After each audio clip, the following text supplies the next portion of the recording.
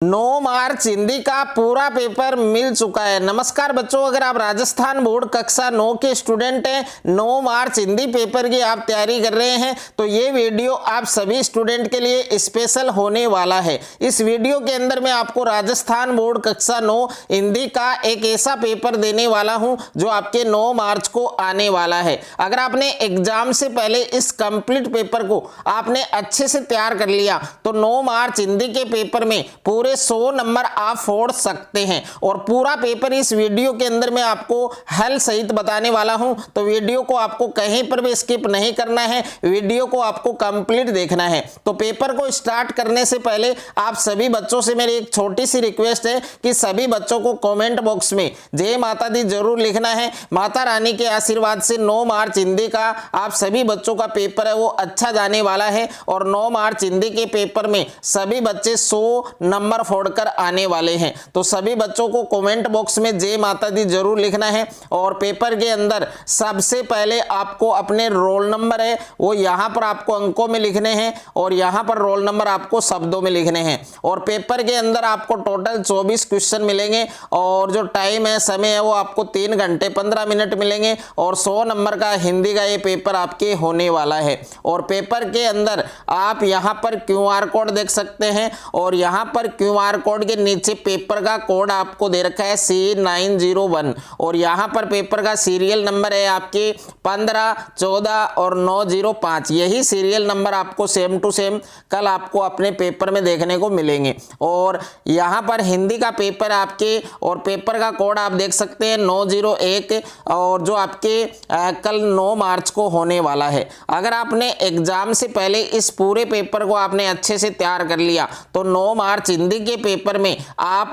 पूरे 100 नंबर है वो आराम से अचीव कर सकते हैं। 100 नंबर आराम से आप ला सकते हैं। सामान्य अनुदेश है ये आपको जरूर पढ़ने हैं कि परीक्षार्थी प्रश्न पत्र के पहले पृष्ठ पर अपना अनुक्रमांक अवश्य लिखें और प्रत्येक प्रश्न के सामने उसका अंक बार अंकित है। और यहाँ पर नोट आपको दिया गया है कि सभी प्रश्न करने अनिवार्य हैं। तो पेपर के अंदर सबसे पहले आपको खंड ए दिया गया है, सेक्शन ए आपको दिया गया है, जिसमें पहला प्रश्न आपको दिया गया है कि निम्नलिखित अपठित गद्यांश को पढ़कर पूछे गए प्रश्नों के उत्तर लिखें। तो पहला जो प्रश्न है वो आपको गद्यांश का दिया गया है। इस गद्यांश को आपको ध्यानपूर्वक पढ़ना है। उसके बाद इस गद्यांश में जितने भी क्वेश्चंस आपको पूछे गए हैं प्रत्येक क्वेश्चंस का आंसर है वो आपको इस गद्यांश में से आपको ढूंढकर लिखना है। तो कंप्लीट गद्यांश है पहले आपको ध्यानपूर्वक पढ़ना है, उसके बाद प्रत्येक क्वेश्चंस के आंसर आपको देने हैं।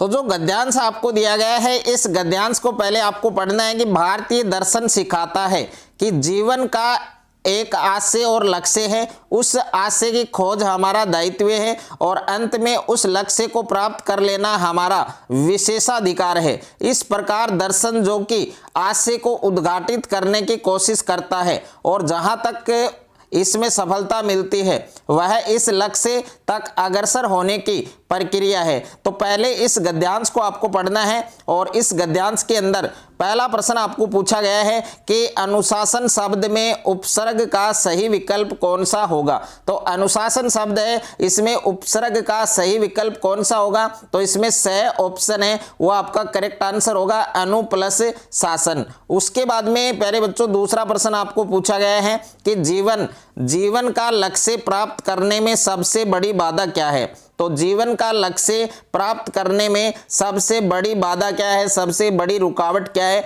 तो इस प्रश्न का सही उत्तर आपके ब ऑप्शन होगा, ज्ञान का अभाव। उसके बाद में तीसरा प्रश्न आपको पूछा गया है कि प्रस्तुत गद्यांश का उचित शीर्षक लिखिए। तो प्रस्तुत गद्यांश है इसका उचित शीर्षक क्या होगा आपके, एक तो होगा भारतीय दर्शन, ओके, जो आपको पैसेज के अंदर आपको यहाँ पर दिया गया है, गद्यांश में दिया गया है भारतीय दर्शन, और एक है आपके जीवन का लक्ष्य, ओके, भारतीय दर्शन और जीवन का लक्ष्य इस गद्यांश का क्या होगा, शीर्षक होगा। उसके बाद में 4 नंबर प्रश्न है कि मानव जीवन का एकमात्र उद्देश्य क्या है और भारतीय दृष्टि में दार्शनिक होना क्या है, भारतीय दर्शन के अनुसार हमारा लक्ष्य और दायित्व क्या है। तो इन प्रश्नों के जो उत्तर हैं वो आप इस गद्यांश में से आराम से आप दे सकते हैं।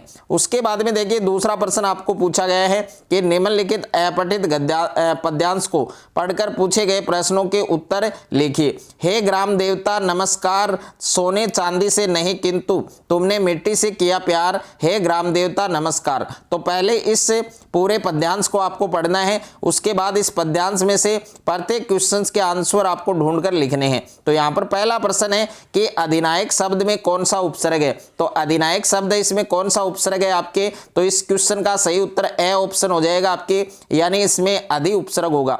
उसके बाद में दूसरा प्रश्न है कि भूमि शब्द का समानार्थी है। तो भूमि शब्द का समानार्थी क्या होगा, धरती होगा। तो इस प्रश्न का सही उत्तर स वाला ऑप्शन आपका करेक्ट होगा। उसके बाद में तीसरा प्रश्न आपको पूछा गया है कि किसान है वो किससे प्यार करता है। तो किसान है वो बच्चों किससे प्यार करता है, मिट्टी से प्यार करता है। तो इसमें आपको क्या लिखना है, मिट्टी आपको लिखना है। उसके बाद में 4 नंबर प्रश्न है आपके कि किसान को ग्राम देवता क्यों कहा गया है।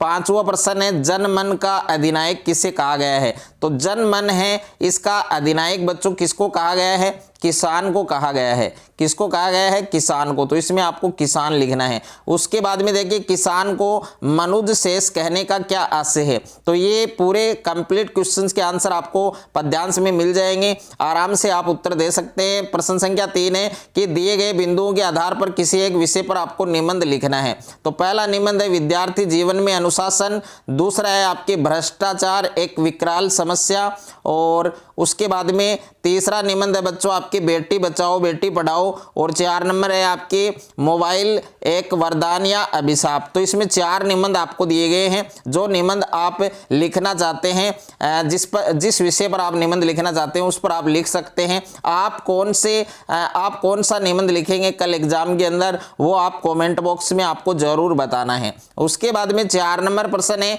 कि अध्यापक और छात्र के बीच परीक्षा की तैयारी को लेकर हुए संवाद को आपको लिखना है। और अथवा में प्रश्न है कि स्वयं को मनोज मानते हुए अपने पिताजी से पुस्तकें खरीदने के लिए 1500 रुपये मंगवाने के लिए आपको एक पत्र लिखना है। उसके बाद में बच्चों 5वां प्रश्न है कि आपके विद्यालय में आयोजित मातृ पितृ पूजन दिवस है, उस पर आपको एक प्रतिवेदन लिखना है। और उसके बाद में खंड 6 आपको दिया गया है। इसके अंदर वस्तुनिष्ठ प्रश्न है आपके। तो प्रश्न संख्या 6 के अंदर पहला प्रश्न है कि अपमान शब्द इसमें कौन सा उपसर्ग है। तो अपमान शब्द इसमें कौन सा उपसर्ग होगा, आपके अप उपसर्ग होगा। तो इसमें पहला जो ए ऑप्शन दे रखा है वो आपका सही उत्तर होगा।